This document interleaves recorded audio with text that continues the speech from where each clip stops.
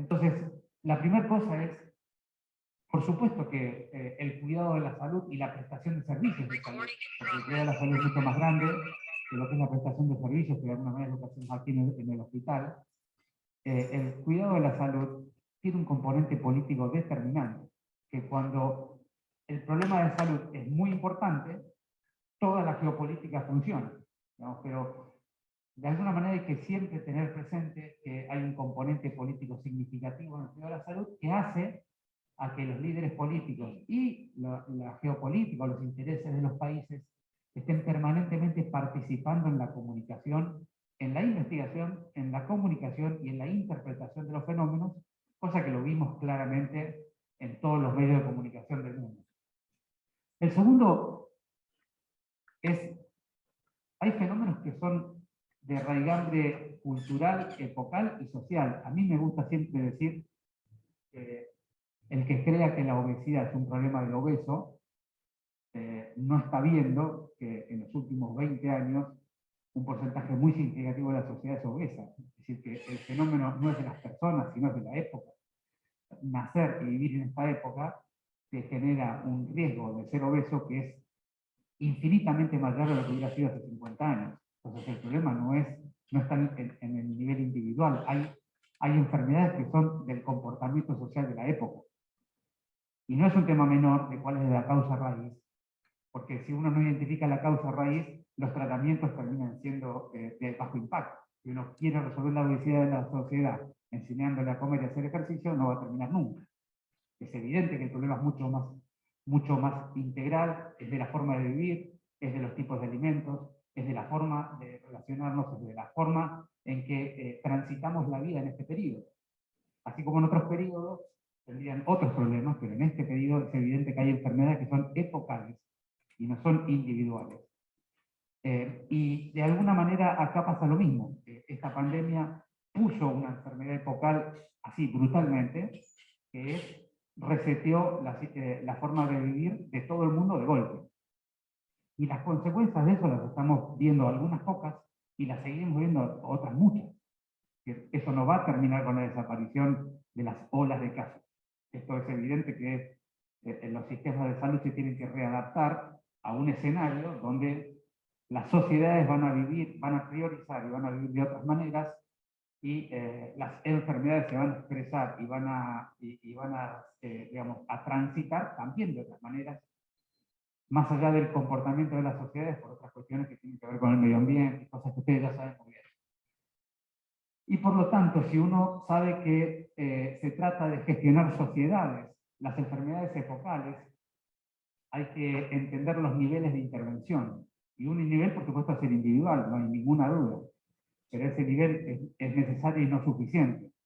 Hay otros niveles por arriba del individual, y uno de ellos es la gestión de la psicología social.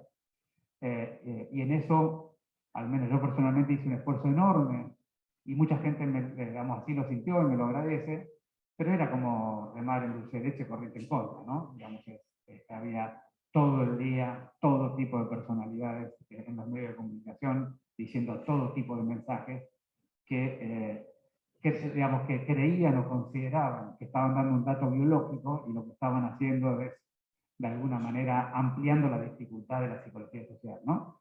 Pero bueno, eso cada uno de ustedes lo habrá podido juzgar, lo habrá visto. Pero me parece importante como reflexión es entender que las enfermedades en general, en particular las enfermedades epocales, que son de la cultura del comportamiento de nosotros mismos, en esta etapa, y particularmente las enfermedades epocales de aparición brusca, requieren un entendimiento que el ser humano requiere ser interpretado en términos integrales de lo que es y quiere ser, y no solamente de la enfermedad biológica que está transitando. Y por último, lo comunitario, y fue bastante evidente en la pandemia, y es también opera todo el día en las enfermedades, sobre todo en las crónicas, es en realidad en el fondo, si uno lo piensa un segundito, la salud, y no la atención de la enfermedad, pero la salud, si uno lo piensa un poco, es una construcción social, porque la salud es el pleno estado de bienestar, y el bienestar siempre viene de de una persona que vincularmente tiene suficientes aspectos alrededor y tiene suficiente estabilidad laboral y tiene suficiente situación económica y social como para sentirse feliz de cómo vive. Por supuesto que eso cambia día a día de acuerdo a las cosas que nos pasan, pero digamos, verdaderamente la salud es una construcción de los vínculos de las personas, y de hecho lo vimos en la pandemia. Cuando le cortamos los vínculos a las personas fue un drama. La gente lo que te pedía era, por favor, poder ir a ver a su amigo, encontrarse con los adolescentes, reconstruir su grupito de pertenencia, los padres queriendo ver a los niños, a los abuelos, en fin. Porque ahí estaba buena parte de lo que le daba cierto grado de satisfacción en el día a día, lo que los construía y los significaba. Así que me parece que es importante, y vuelvo a insistir, creo que esta pandemia es una oportunidad para resignificar qué es la salud, cómo cuidamos la salud, y luego, por supuesto, qué hacemos cuando tenemos que recuperar a las personas de una enfermedad. La próxima.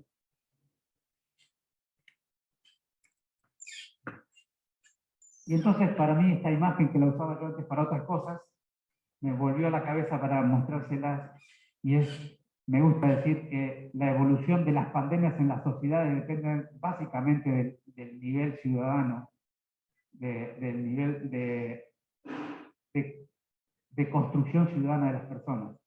Y hay un ejemplo muy tonto, que es, si todo el mundo al mismo tiempo se dispusiera de cuidarse durante 15 días o 2 semanas, de no tener ningún riesgo de contagiarse de nadie, durante 2 semanas el virus críticamente deja de circular, o baja de una manera crítica su circulación.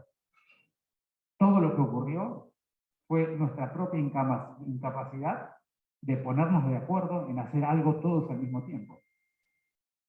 Y en realidad se puso de manifiesto el modelo histórico de gobierno, que es una autoridad que tiene que decir y controlar. No hay ninguna manera en el mundo moderno, con el modelo histórico, de gestionar esta pandemia, y los resultados están bien a la vista.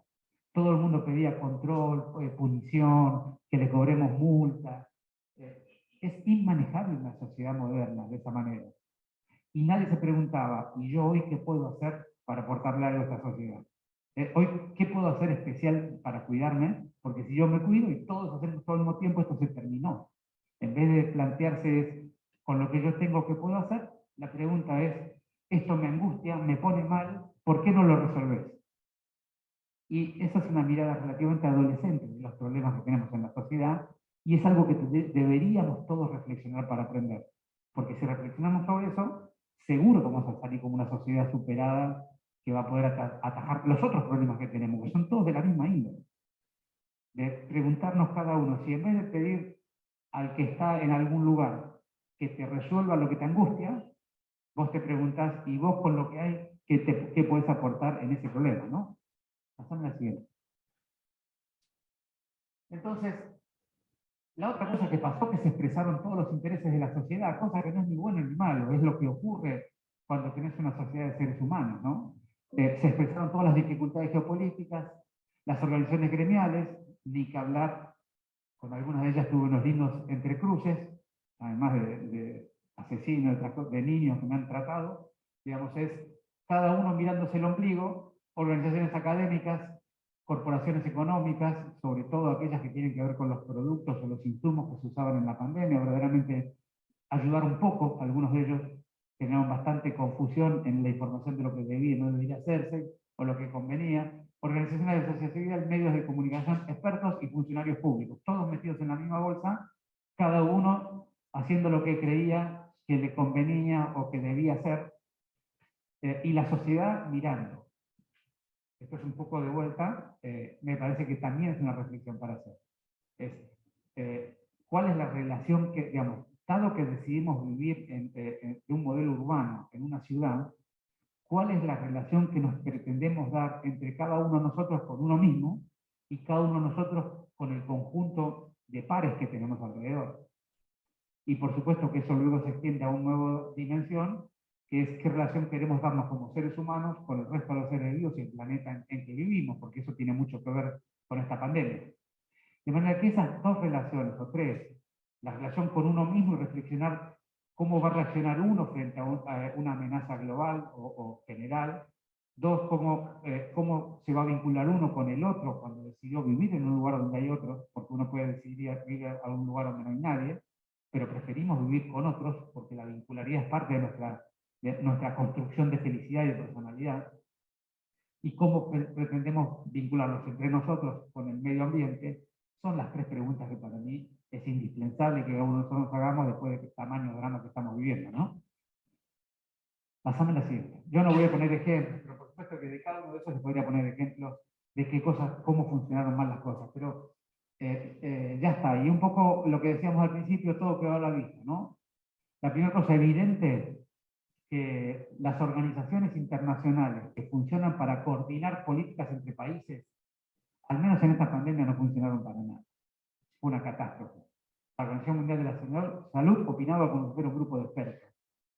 Cada país decidía lo que quería. Y de hecho, buena parte del motivo por el cual se construyó o se generó la pandemia y no quedó en una epidemia más regionalizada, tiene que ver con el desastre de coordinación que hubo. Países que cerraban las fronteras, otros países que decían vamos por la inmunidad de rebaño, que se enfermen todos, otros países que hacían cosas intermedias, países, en fin, otros países que no informaban lo que les pasaba. Es decir, que es evidente que en términos de las amenazas globales de salud, nuestra organización es más que insuficiente. Y eso es algo que probablemente no se resuelva, porque no he visto ningún debate de alto grado al respecto, pero la verdad es que está bien a la vista de que no estamos preparados para una amenaza global en términos de salud. Lo segundo es que las sociedades tienen dificultades de cooperación y su comportamiento determina la evolución de los grandes problemas. Es decir, como yo les decía, si cada uno de nosotros hiciera como hacen los japoneses, ¿no? Cuando hay un terremoto, se sabe perfectamente bien qué hace cada uno, salen caminando, uno hace una cosa, otro sale otra, y tienen el acuerdo y el compromiso de lo que va a hacer cada uno. Si pudiéramos hacer lo mismo para otras catástrofes, seguramente nos iría mejor. En la práctica, probablemente esto sea un aprendizaje que todavía no vamos a hacer. El tercer aspecto es que las ciencias médicas tienen instrumentos insuficientes para la incertidumbre, y eso fue bien evidente. La gran mayoría de los grandes debates o conceptos que necesitábamos tener claros para tomar decisiones estuvieron desacoplados con el momento de la decisión. Recién hoy, después de 2 años, hemos podido aclarar algunas cosas y otras no tenemos claro. Todavía no está claro y hay revisiones al respecto. El impacto real positivo o negativo de las cuarentenas. No está claro, digamos. No hay suficiente calidad de evidencia como para estar seguro si las cuarentenas funcionaron o no y qué cosa de la cuarentena funcionó. No está claro todavía que tenemos que, en términos del impacto negativo y positivo del uso del barbijo en algunos escenarios, ni que hablar en los niños. No está claro todavía verdaderamente cuáles son los mecanismos más comunes de contagio. Todavía no está claro, sí, sabemos que hay aerosoliza, sabemos que hay contagio, pero todavía no están claras la mayoría de las preguntas que nos hacemos el primer día. ¿Por qué? Porque el modelo de investigación que tenemos nosotros es un modelo que en realidad está preparado para sistemas de salud más estables, que van escalando paulatinamente el conocimiento científico sobre conocimientos previos, y las catástrofes de este tipo que te generan un conjunto de dimensiones de incertidumbre, donde cambia el contexto donde ocurren los textos, no pueden ser aproximados con esas metodologías. La metodología del positivismo, del pospositivismo, es una metodología para escenarios estables. Y los escenarios dinámicos y cambiantes no se pueden aproximar con esas metodologías. Y después vamos a ver algún punto al respecto. Bueno, que los problemas graves de la salud no pueden ser abordados solo en el sistema de salud, es obvio, es todo lo que venimos hablando de la pandemia, pero también nos ocurre con el resto de las cosas, como yo les decía, las enfermedades epocales, la obesidad, la hipertensión, la enfermedad coronaria, los cánceres. Es evidente que necesitan una aproximación más integral, que por supuesto que el eje esencial está en el sistema de salud, pero que requiere una mirada más integral. Que la investigación clínica no alcanza para problemas clínicos, por lo que decíamos, después lo vamos a tomar un poquito más en detalle, y que, como siempre, el código postal es la marca más clara del daño de cualquier situación sanitaria, y eso se ha visto en todo el mundo y no solo vemos en la ciudad, en la zona sur de la ciudad, una catástrofe en términos de la pandemia, porque allí los determinantes sociales hicieron que la enfermedad corra mucho más rápidamente y fue la base de la distribución luego de la enfermedad en todo el área metropolitana. Pasamos a la siguiente. Bueno, hay dos frases de Voltaire que las traje porque me parecieron lindas, me las crucé y me parecieron que aplicaban. Esta frase que se le asigna a Voltaire dice: la incertidumbre es una posición incómoda, pero la certeza es una posición absurda. Y yo creo que esta frase es bien aplicable a una pandemia, ¿no? En un momento donde todo cambia, buscar certidumbres es verdaderamente, no tiene ningún sentido. Entonces, cuando uno sale del modelo de gestión de la certidumbre, que es el modelo habitual que traemos nosotros, buscando nuestras zonas de seguridad y apilando a lo largo del tiempo suficiente conocimiento para saber qué tenemos que hacer, y nos cambian todo el tablero y cambian toda la realidad alrededor nuestro, todos los contextos cambian y por lo tanto cambian los comportamientos. Lo que uno tiene que entender es que para esa dinámica de incertidumbre o modelos caóticos, como se llamaban hace un par de décadas, existe toda una aproximación que viene de la teoría sistémica, de modelos donde se miran los componentes del sistema de otra manera y se investiga de otra manera, ¿no? Pero hoy no es un día para dar una charla de sistémica. La próxima.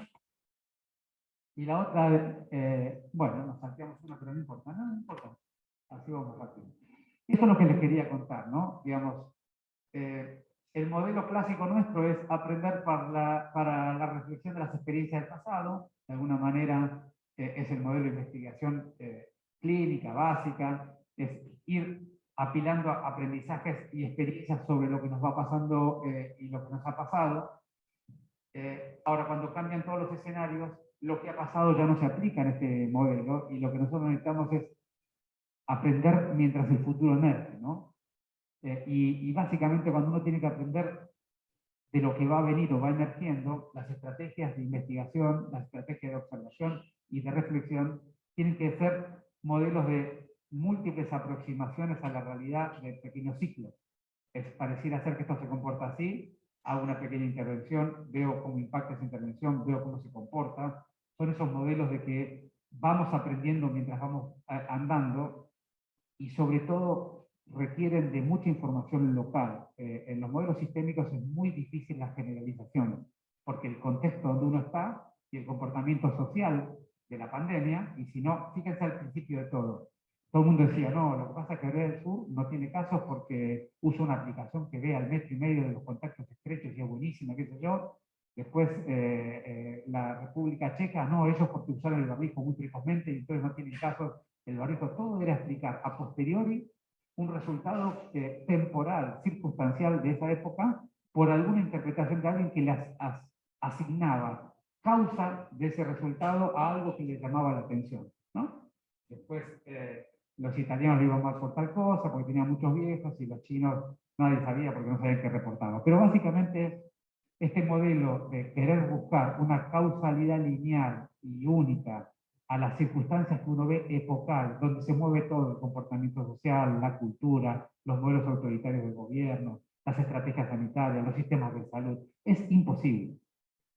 Eso es lo que yo les quiero decir con una mirada caótica, es hay tantas dimensiones que participan de cómo te va en la pandemia, comparar los datos de la ciudad de Buenos Aires con, no sé, con la ciudad de Tres Arroyos, digamos, donde es un consolidado compacto de altísima interacción social, con un lugar abierto donde la interacción social es muy bajo, comparar la mortalidad de un lugar con envejecimiento poblacional con otro. Se han hecho todo tipo de barbaridades interpretativas con una mirada muy rígida, que yo creo que lo que nos mostró esta pandemia es que tenemos que abrir un poco la cabeza, sobre todo entender cómo los contextos modifican las respuestas en el sistema de salud. Vuelvo a insistir, la pandemia fue el extremo de eso. En el día a día de la salud siempre tenemos ejemplos de cómo los contextos modifican los resultados clínicos, ¿no? Vamos para aquí. Ya voy a ir cerrando, me parece. ¿Cómo estamos aquí? Ok, estamos bien entonces. Entonces, de alguna manera, la frase que me pareció que aplica bien acá es: el conocimiento científico se logra con posterior a la emergencia del inédito, mientras tanto las decisiones deben basarse en lo emergente, evaluando de modo transdisciplinar y participativo los ciclos iterativos. Y yo creo que este tema de ciclos iterativos es muy importante, porque uno no puede terminar de saber verdaderamente cómo responde una sociedad en una pandemia a una intervención política, de política pública o clínica, como era al principio. Muchos de ustedes han tratado a los pacientes COVID, y verdaderamente los primeros tratamientos era muy poca la información, pero íbamos ciclando, veías 10 pacientes, te dabas cuenta de tal evolución, tal comportamiento, cambiabas la conducta. ¿En base a qué? En base a ir adquiriendo cíclicamente nuevas interpretaciones de lo que estaba pasando, ¿no? Hasta que entendimos el síndrome inflamatorio el séptimo o el décimo día, entendimos que no era una enfermedad que dañaba solamente por la infección viral, sino también por la respuesta inmune. Empezamos a investigar sobre otras formas de aproximar la enfermedad y de tratarlo cuando estaba grave. Bueno, de eso se trata lo emergente. Si uno hace un esfuerzo y evalúa aquellas enfermedades que hoy nos cuesta mucho manejar o tener relativamente bien cuidadas, que son básicamente las enfermedades crónicas, tal vez algunos conceptos que nos dejó la pandemia los podamos empezar a aplicar de una manera más sistémica, más integral, a lo que son técnicamente las enfermedades epocales, ¿no? Entonces, las últimas diapositivas creo que son, ¿qué es lo que fue evidente para mí? Entre los efectores, digamos, que hubo muy mala coordinación o mucha dificultad de coordinación, ¿no? En primer lugar, entre los efectores sanitarios y las otras respuestas del Estado. Cuando uno decía, tengo una persona, digamos, hay una persona que tiene la enfermedad y hay que aislarla en la casa, en algunos escenarios era relativamente fácil, en algunos era prácticamente imposible. Entonces la pregunta es, ¿cómo hacía el Estado en una persona que vivía sola para darle el soporte para que no salga de su casa cuando estaba enferma? ¿Cómo hacía el Estado en una persona que vivía en un monocompartimento con 2 personas más y una de ellas estaba enferma? Y entonces a la primera había que dar la asistencia de contexto, muchas veces con voluntarios de la sociedad, otras veces con el propio Estado, acercándole la comida y yéndole a comprar los remedios, haciéndole los mandados de alguna manera, y viendo cómo estaba. En el segundo caso había que buscar un hotel, algún lugar donde llevar a esa persona para que no esté compartiendo, conviviendo con otras, en fin. Fuimos aprendiendo a lo largo de la pandemia qué significaba vincular o atender una pandemia en términos de el sistema Estado al servicio del cuidado clínico de una enfermedad. Lo segundo, hubo serias dificultades entre el subsistema público y el privado con y sin fin de lucro, ¿no? Y eso tal vez el ejemplo más patético que yo viví es cuando apareció el primer caso, el segundo caso, allá por el 3 de marzo, 4 de marzo, en la Argerich. Lo primero que dijimos es, cualquier síndrome febril agudo no puede tomarse un taxi o un colectivo para ir a atenderse, no sabemos esta enfermedad cómo contagia, quién contagia, no sabemos quién la tiene, no sabemos cuál es el cuadro clínico. Necesitamos hacer un cuidado prehospitalario o de alguna manera una garantía prehospitalaria de circulación social que los saque de la sociedad, sobre todo para aquellos que venían de viaje del extranjero. Entonces montamos un sistema de una central telefónica global de la ciudad, pusimos al SAME de taxistas por todos lados, llevar gente por todos lados, y la verdad que muchos otros subsistemas de salud en la ciudad hicieron otra cosa. Entonces nos aparecían gente que los llevaban en una ambulancia o que le decían en un call center de un prepago, tómese, venga con el auto, tómese un taxi. Si cada uno decidía autónomamente cómo gestionar su cartera, lo cual es una desorganización general para una situación tan crítica que identifica o muestra que el Estado no está preparado para coordinar y los otros subsectores no están preparados para ser coordinados. Pónganle el sallo a quien sea, pero yo creo que todos fuimos un poco responsables de esas dificultades. Entre los diferentes efectores sanitarios privados y sus coberturas, había coberturas que tenían mucho más carteras cubiertas en la cobertura que capacidad de prestar servicio. El ejemplo paradigmático de eso es OSDE, que andaba mendigando camas por todos lados. Eso en términos de planificación del cuidado clínico es una barbaridad. Pero entonces, claro, cada uno se cerraba sus camas para su gente, lo cual es lógico. Y no había una planificación, un entendimiento de cómo se manejaba por un orden, de alguna manera, de estratificación de riesgo, quiénes tenían cama y quiénes no. Esa es otra cosa que fue evidente y que es muy difícil de resolver el modelo sanitario que tenemos, pero decididamente es un tema para analizar. Y por supuesto, las incumbencias entre nación, provincia y los efectores. todo el tiempo pasaba, Nación saca un protocolo de recomendación general. Mi primera discusión, ¿te acordás, Liliana, con el barbijo en el sistema de salud? Que la Sociedad Argentina de Infectología opinaba una cosa, entonces la Nación opinaba alguna otra, y entonces en la ciudad los efectores hacían lo que elegían a quién le daban bola, si usaban el protocolo de la SADI, o después hacían las cosas que decía la SATI, o hacían las cosas que decíamos nosotros, hacían las cosas, verdaderamente un verdadero cambalache. Una verdadera desorganización de en qué lugar se hacen los acuerdos, y sobre todo entre todos qué acordamos de qué formato o qué línea seguir, ¿no? Esa es otra cosa que fue evidente en todo esto. Y yo creo que es la última. Y tal vez para mí lo que pueda ser un resumen general de lo que pasó por mi cabeza a lo largo de toda la pandemia, ¿no? Yo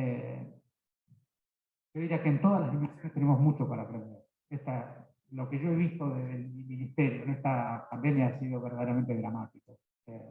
De todo tipo, ¿no? Gente llorando porque perdía el trabajo, otra gente llorando porque perdió un familiar, otros llorando porque no le daban el tratamiento para el cáncer que tenía o no encontraba cómo operarse. He visto todo tipo de desgracias, ¿no? Y me parece que en todas las líneas tenemos un montón de cosas para aprender como sociedad. En la línea de los gobiernos, es justamente el primer concepto que yo les decía, es entender que los gobiernos, en esta etapa de la humanidad, los gobiernos somos facilitadores de las expresiones de lo que la sociedad, de lo que le está pasando a la sociedad. Las políticas públicas no pueden ser construidas desde un lado hacia el otro, como decía la diapositiva esa, y el mejor ejemplo de esto es lo que está haciendo nuestro señor Putin allá en Rusia, ¿no? Las sociedades no quieren dirimir más sus conflictos con violencia, agresión y muerte. Sin embargo, hay gente que todavía las lleva a eso.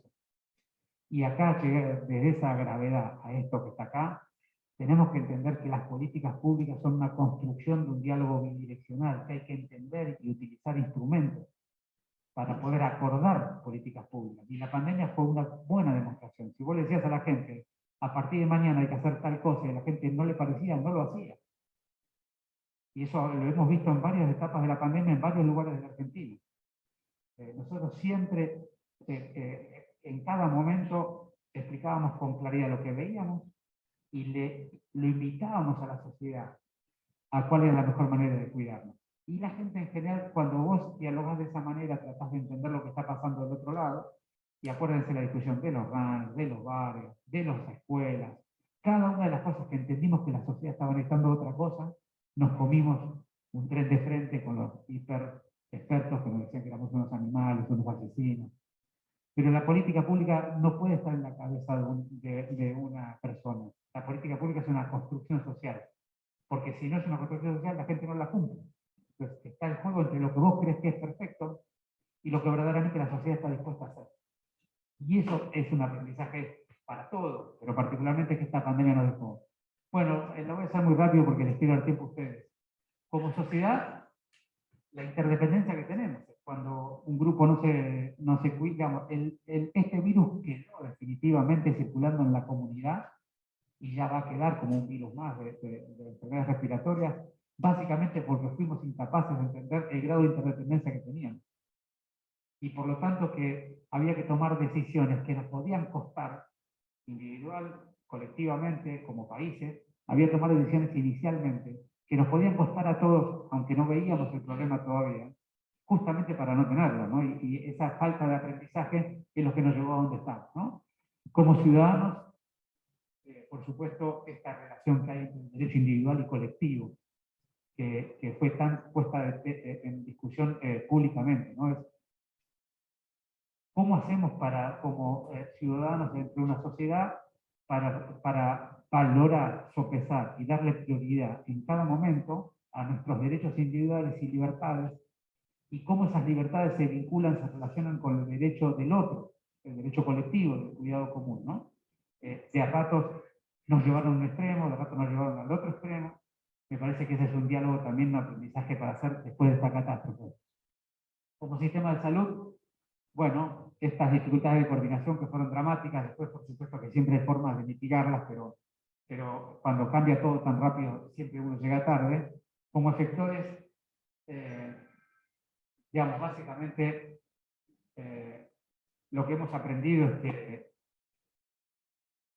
las catástrofes sanitarias vienen en ascenso. Digamos, esta no es la primera en la historia, pero tampoco es la primera de la que vimos en las últimas décadas, ¿no? Hemos ido viendo cómo iban escalando los problemas sanitarios en el mundo, y es seguro, o me parece a mí que es bastante claro, que este es un camino, ¿no? Como dicen, es un camino de ida. Estamos transitando un camino que como sistemas de salud tenemos que entender, porque vamos a empezar a combinar periodos donde vamos a poder o vamos a seguir haciendo la atención individual de las enfermedades que conocemos, y periodos que vamos a estar fuertemente influenciados por movimientos de olas de situaciones más colectivas. Y digamos, este es el primer gran golpe. Yo creo que es una oportunidad hermosa para reflexionar sobre todo lo que estamos dialogando y aprender y sacar lecciones, ¿no? Para que la próxima nos encuentre un poco mejor de lo que nos encontró esta. Y como profesionales, la grilla de amenazas de catástrofe de la Joy, ahí, Fernán, ¿qué haces, Fernán? Me parece que hay que empezar a agregarle algunas otras, ¿no? Nosotros decíamos la inundación, el incendio. Me parece que esto demostró que tenemos que empezar a prepararnos para otras, inclusive en términos económicos. Digamos, ¿cómo hacemos para sostener este tamaño sistema de salud que es este hospital y su red en escenarios donde se te viene de golpe una pandemia o una catástrofe de estas, ¿no? Me parece que esos son escenarios que hay que empezar a trabajar. Bueno, yo creo que cortaría acá porque me parece que, a ver, ¿aquí viene? Me parece que no sé. Prefiero más interacciones, no sé si se están durmiendo o lo están aprovechando, así que les doy la palabra y discutimos un poquitito. Si quieren alguna otra cosa.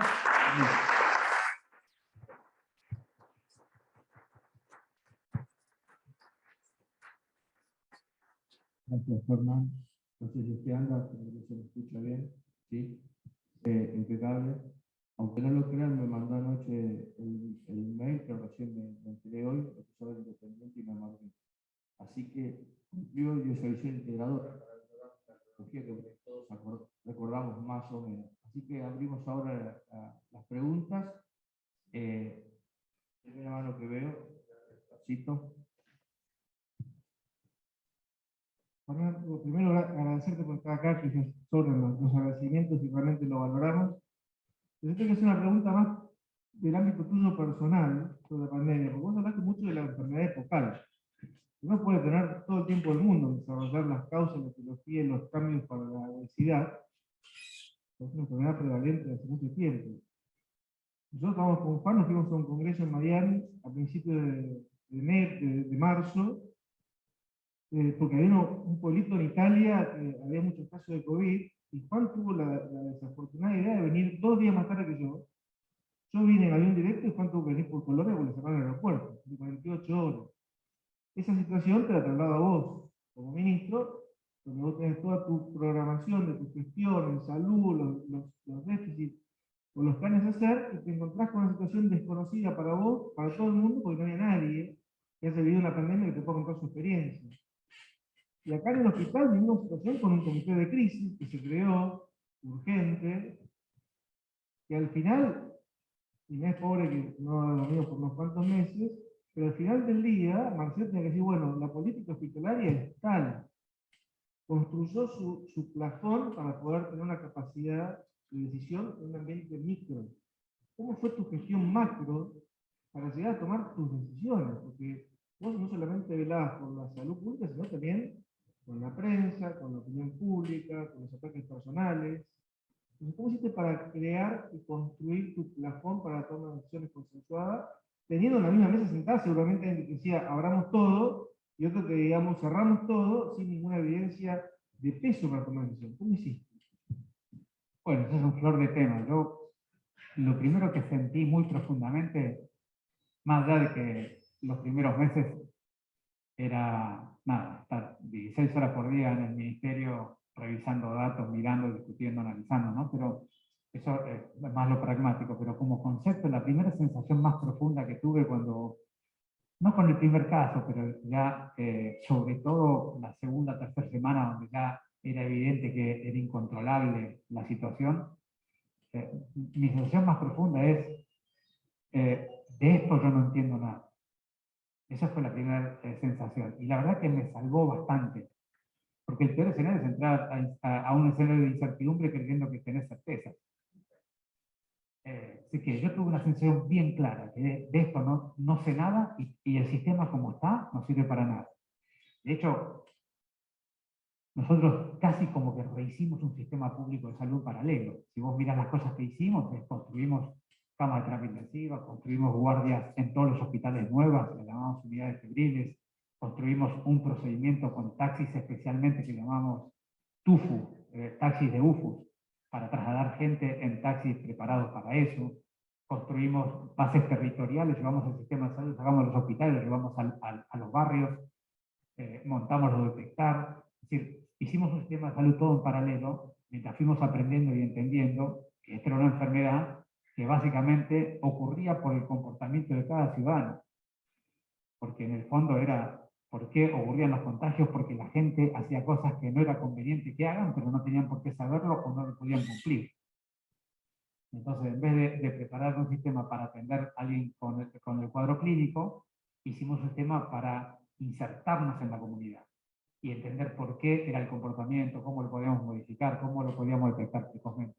Pero después fueron muchos aprendizajes, pero yo te diría lo más contundente que sentí es, yo de esto no entiendo nada, y había ido con un bagaje de capacidades, digamos, yo de acá no salí, he hecho un perejil, digamos, estaba más o menos preparado. Pero mi sensación era que nada de lo que yo sabía debía aplicarlo de esa manera. Y lo que hicimos como equipo es abrir un poco la mente, escuchar, mirar, ir al territorio, ver qué pasaba en el barrio 31, en los diferentes barrios, qué hacía la gente cuando se enfermaba. Al principio de todo, como te estigmatizaban. Primero era la enfermedad de los chinos, ¿te acordás? Entonces, como te estigmatizaban, la gente escondía. Entonces, era como la enfermedad laboral. En la entrevista clínica te mentían todo. Entonces, entender ese fenómeno rápidamente para mí fue muy importante. Y después tuvimos que rediseñar todos los sistemas de información, porque no teníamos un sistema preparado para epidemias, teníamos un sistema de historia clínica. Traquear la temporalidad de los hechos, cuando una persona había estado con otra, con quién había estado, cuándo había tenido los síntomas, cuándo había consultado, cuándo era el hisopado, todo lo que es el análisis de un brote. Tuvimos que cambiar todo eso, cambiar la cabeza a mucha gente también, que estaba acostumbrada a hacerlo de otra manera. Y después atender la psicosis del equipo de salud.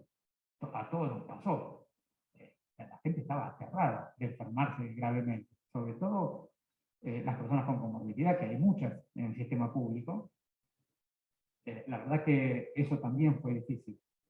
En fin, podría hablarte media hora al respecto, pero mi sensación es que, primero de todo lo que, no, digamos, más que afirmar cosas, tenía que observar y entender. Segundo, tenía que rápidamente aprender a comunicar, porque veía una paranoia, digamos. Cuando el gobierno nacional declara la cuarentena, en realidad las calles estaban vacías. La gente ya se había cuarentenado por su cuenta. Yo cuando vi eso, digamos, era impresionante. Si vos te salís del problema clínico, y vos decís, una ciudad, una área metropolitana de 14 millones de personas, que de golpe no hay nadie en la calle, ¿qué pasó? ¿Estamos por bombardear? ¿Qué carajo pasó?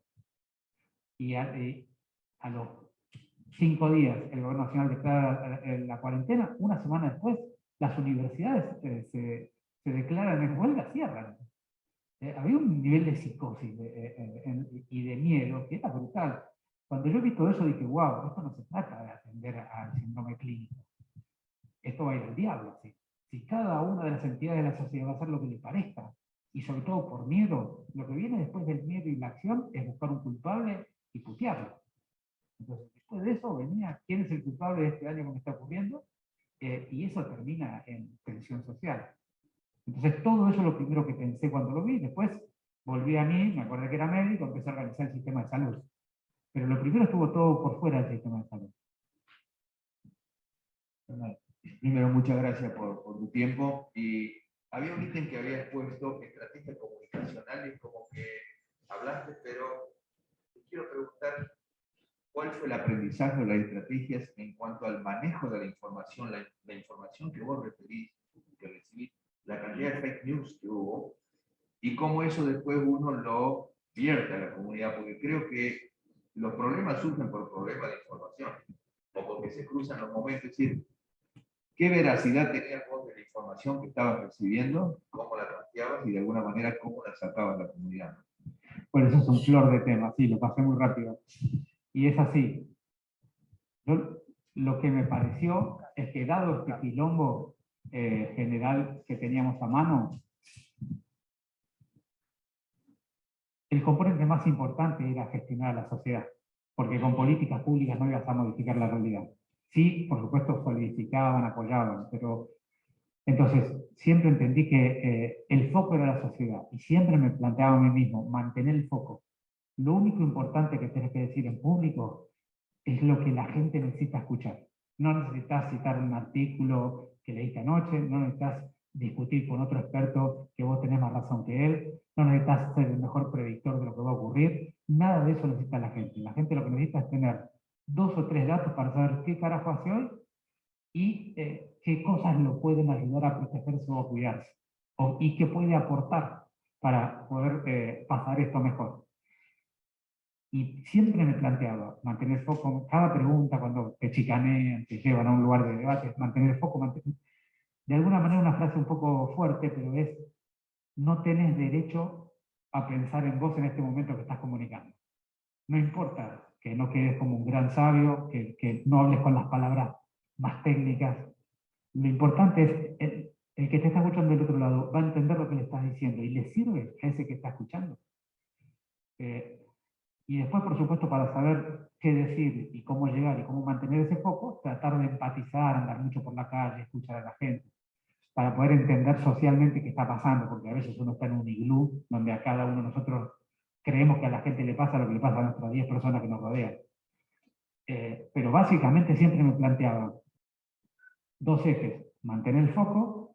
Si vos miras todas mis declaraciones, difícilmente encuentres una que yo me haya ido para el costado, digamos. Mantener el foco, primer cosa. 2, como vos quedes no importa.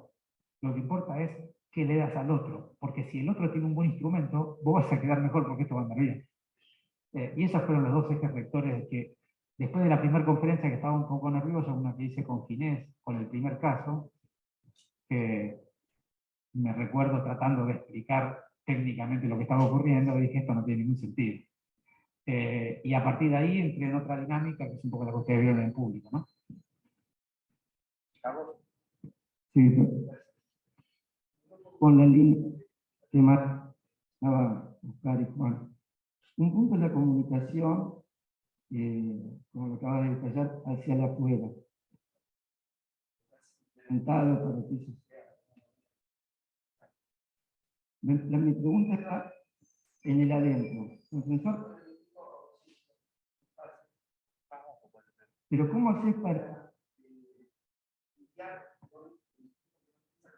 ya? ¿Cómo esa grieta? Pensás una cosa y atrás te sale un ministro, una cosa totalmente opuesta. Pues quiso decir que realmente, a lo mejor dijo lo...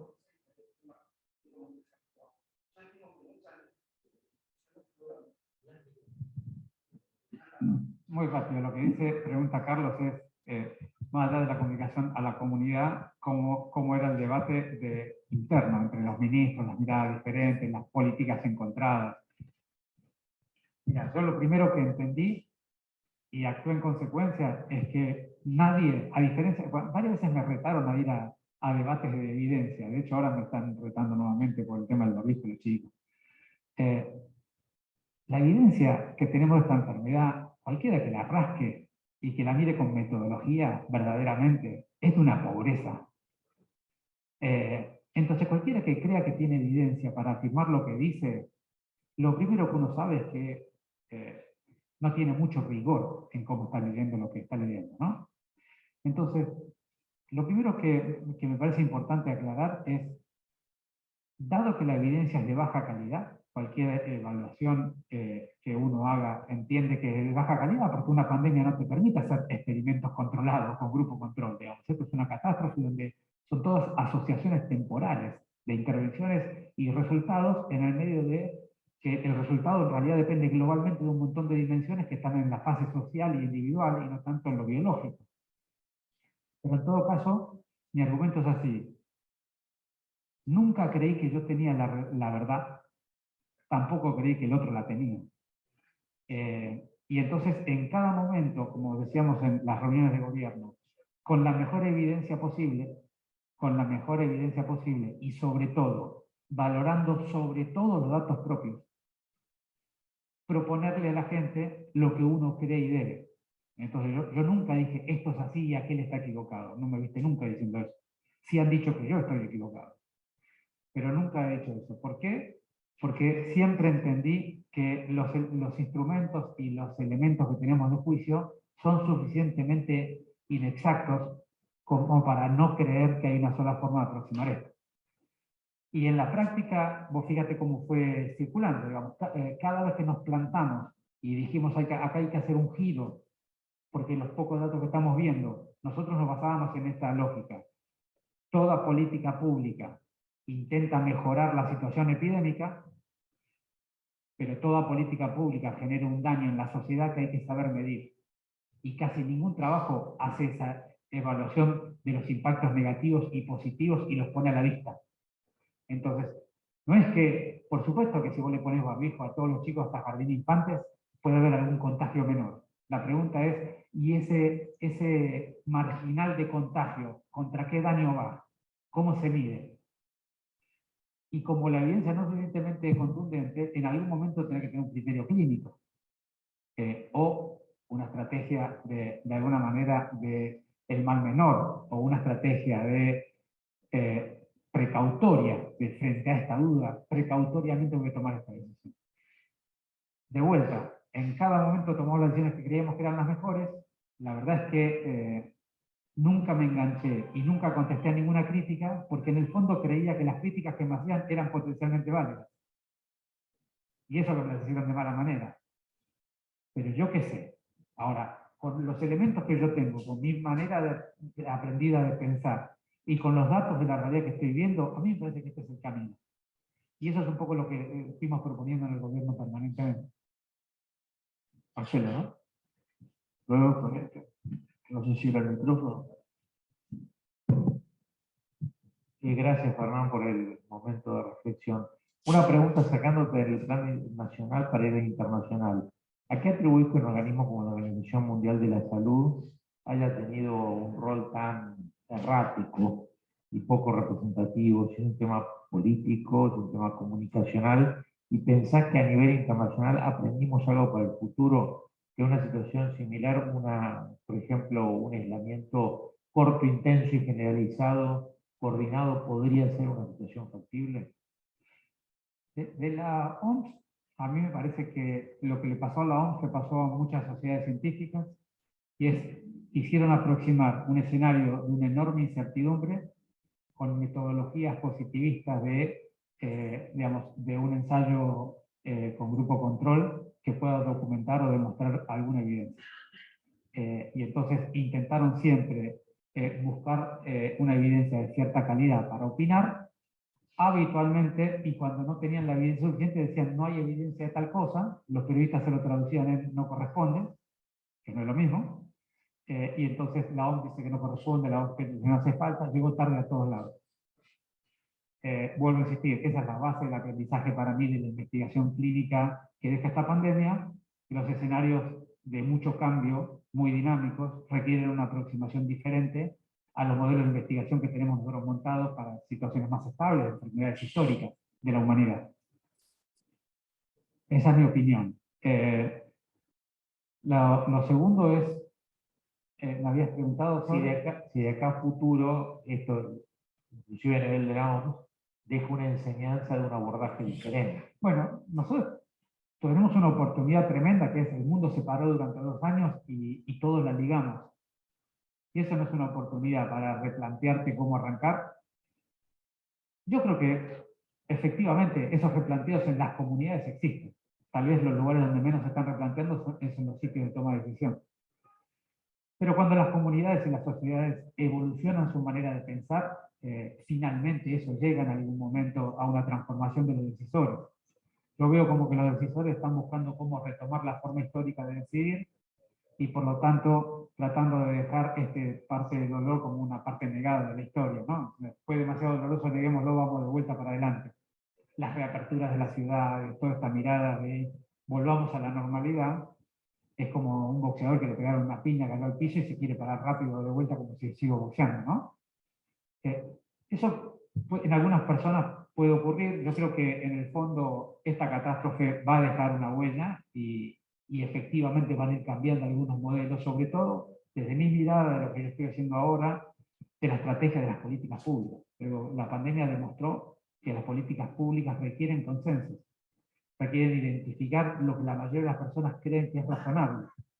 No pueden ser impuestas por un visionario. Esos eran modelos más antiguos, donde las sociedades eran modelos más paternalistas. Hoy ya eso no está, sobre todo en Occidente no está. Sí funciona en Oriente, pero no funciona así en Occidente. De manera que ese aprendizaje desde mi mirada, de lo que yo hago hoy, es bastante claro, ¿no? Y un poco lo que implemento en el día a día es este aprendizaje.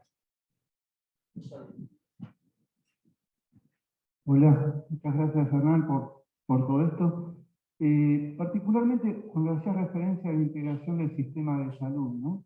Realmente uno mira con cierto optimismo viendo tu gestión, pero piensa en el resto del país y realmente tiene muchísimo escepticismo. Le digo con experiencia personal, terminando mis 2 años de presidencia de la Sociedad Argentina de Nefrología, al cual incluso tengo que agradecerte mucho por lo que se hizo acá por los pacientes en la Ciudad de Buenos Aires, los pacientes de diálisis, que demostramos 12 veces más de letalidad que en la población general, y hoy en breve están recibiendo la 4ª dosis de vacunación y con una respuesta de diferencia de mortalidad impresionante. No pudimos llegar a otros ministerios, ¿no? Y eso, en cierto, uno tiene ese escepticismo. Un sistema de salud complejo como el nuestro, en el cual un Ministerio de Salud general que solamente puede dar medidas o sugerencias, sistemas autónomos de salud por todo el país, caja de seguridad social que el número que te comparás con Latinoamérica, no sé, tenés para contar. ¿Cómo se plantea digamos, esa posibilidad de integrar el sistema de salud en este país, ¿no? Bueno, digamos que la Argentina es un país bastante particular, ¿no? Primero tiene un nivel de talentos humanos verdaderamente llamativo, bien por arriba de la media. 2, tiene un grado de desorganización general en todos sus aspectos sociales que también es bien por arriba de la media, ¿no? Y el sistema de salud no es una excepción de eso. Digamos, es evidente que el sistema de salud argentino requiere una rediscusión. La pregunta es si esa discusión va a ser dada entre todos los integrantes de los subsistemas que vos estás nombrando, y por lo tanto, como yo decía, una política pública que tenga cierto nivel de consenso y acuerdo, o algún iluminado nos va a decir cómo tiene que ser. Ese es el debate, me parece, que nos merecemos de acá para adelante. Necesitamos construir sobre lo que tenemos, no reinventar la rueda permanentemente. Eso es lo que yo creo. Y lo otro que es bastante evidente que en el país pasa y en otros países, sobre todo los desarrollados, es diferente, es el grado de participación, de involucramiento y de coordinación que hay entre los tomadores de decisión, los expertos y las academias, es relativamente pobre en nuestro país. El grado de cooperación es relativamente pobre. Más bien cada una de las áreas está viendo qué puede tomar de la otra, qué ventaja puede tomar de tal circunstancia. Tanto los funcionarios públicos de aprovecharse de tal vínculo, o las entidades académicas de ver qué pueden hacer dado que tienen este funcionario público. Yo creo que nos merecemos otra dinámica, una cosa más institucionalizada, una cosa donde, digamos, la mirada técnica académica sea esencial para la toma de decisiones, la toma de decisiones pueda involucrar esa mirada técnica y la mirada técnica pueda entender que las circunstancias y los comportamientos sociales son parte también del plan que hay que hacer. Así que yo de lo que vos decís, lo que rescato es, tenemos que mejorar ya no individualmente, sino institucionalmente, la forma en que la academia, los decisores y los ejecutores nos vinculamos, ¿no? Bueno, estamos en tiempo, así que tendría que sortear la última. Levantó primero perspectiva de género. ¿Cómo estamos, Ya es 15 de marzo hoy. Bueno, Luis, yo te vi primero. Dale, vamos a Liliana. Si no, nos quedamos los que podemos, pero entiendo que alguna gente ya tiene otra actividad. Liliana.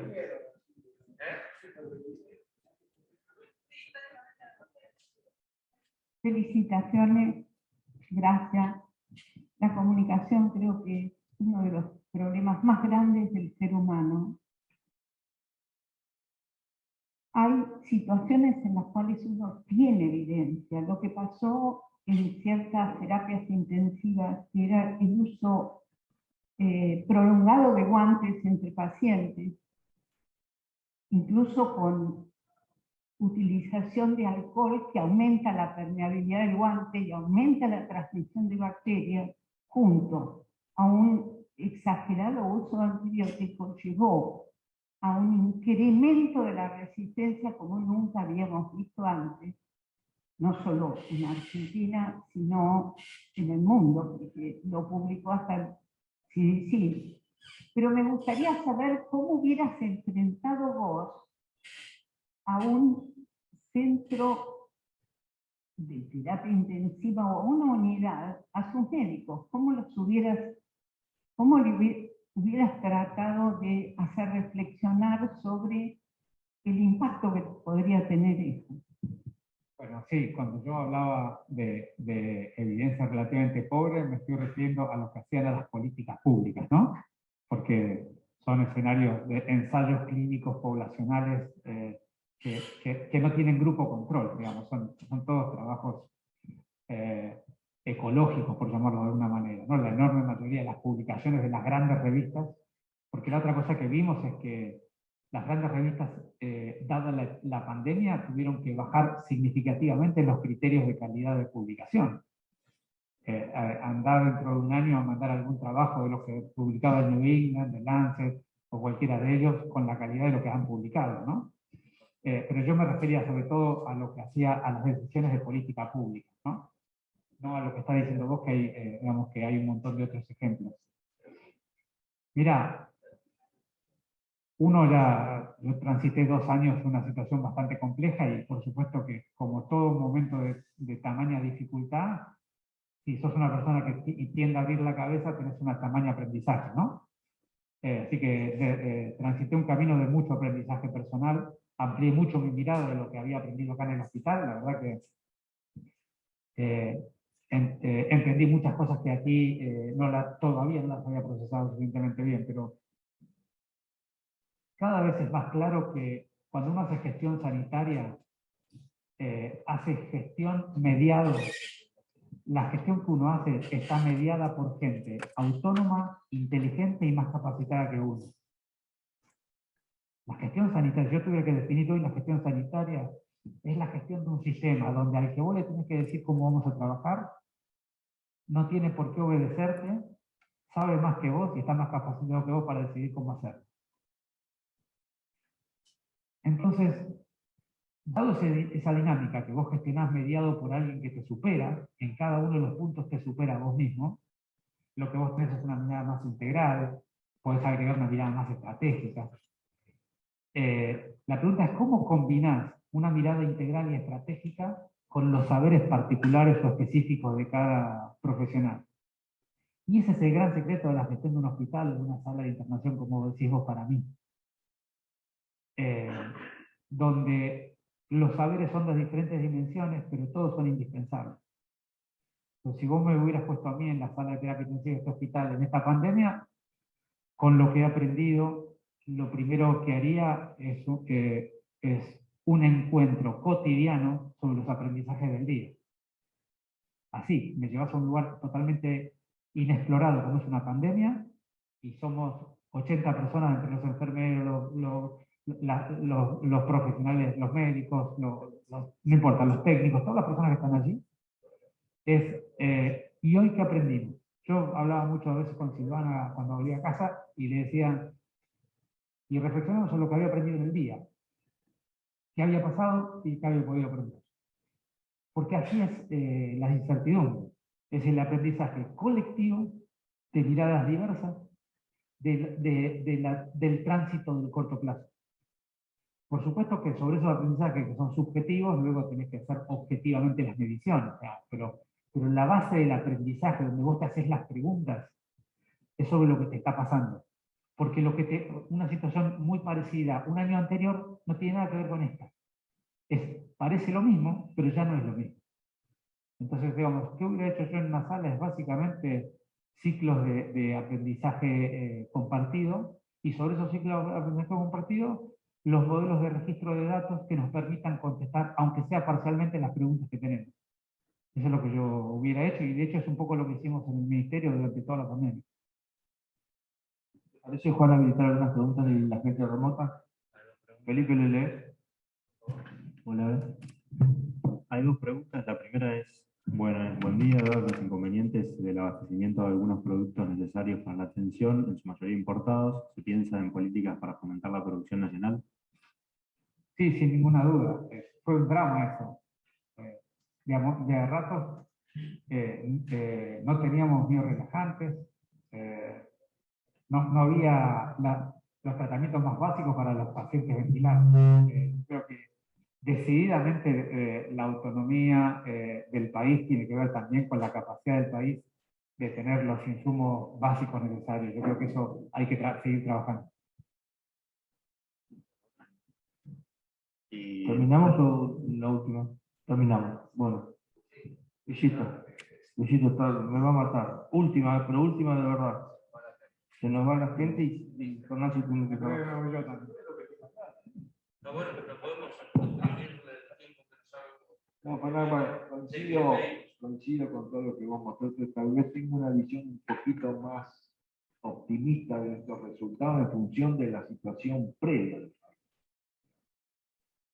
Creo que nuestros resultados, no sé, yo le pondría un 5, me parece que da la sensación que vos transmitiste que los resultados fueron tal vez peores. Yo creo que un problema que hemos tenido fue la llegada tarde de la vacuna, con el cual esto se potenció mucho. Ahora, coincido plenamente, y me parece que es el principal punto donde te diría que básicamente el pensamiento de Occidente ha fallado mucho, que es en dos cosas. Primero, no se supo bien la transmisión del virus, hasta el día de hoy se sigue como negando, si no se hubiesen hecho cosas de otra manera, y eso corresponde a un acto médico. Eso es una ignorancia médica y es una culpa que nos toca a nosotros.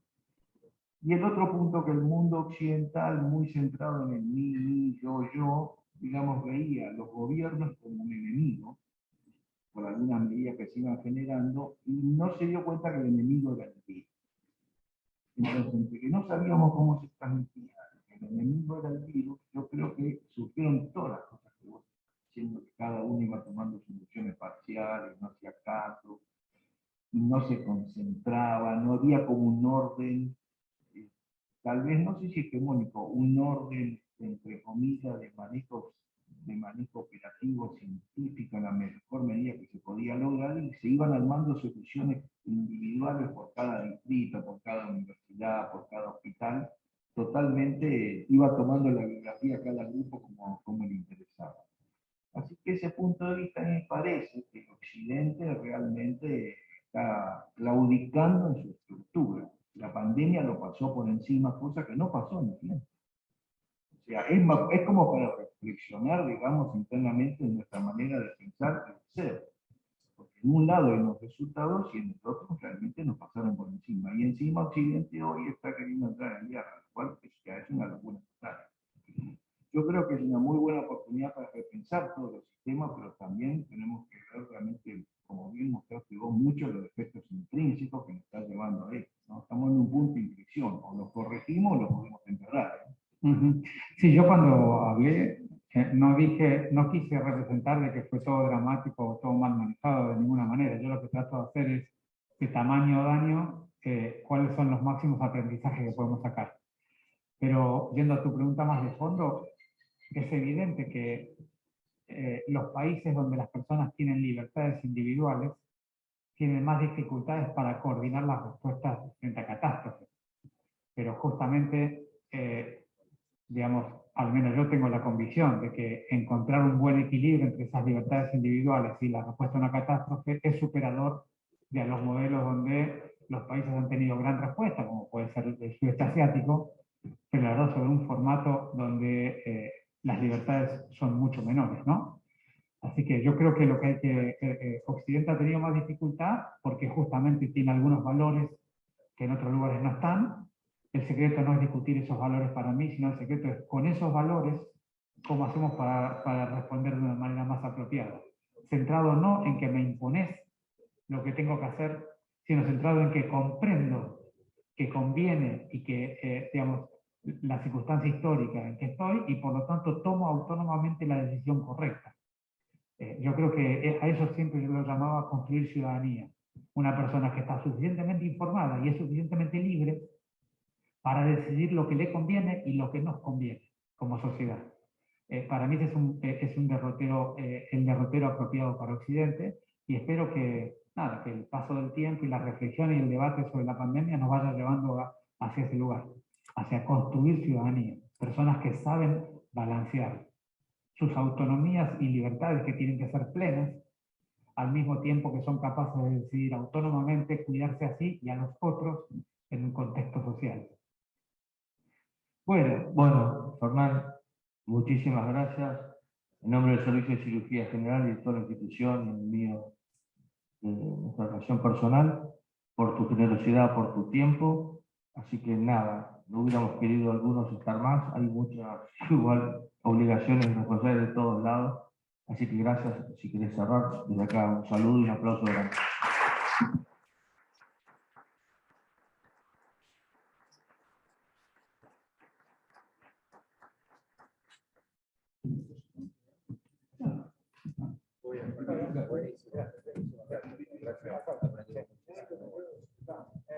Gracias.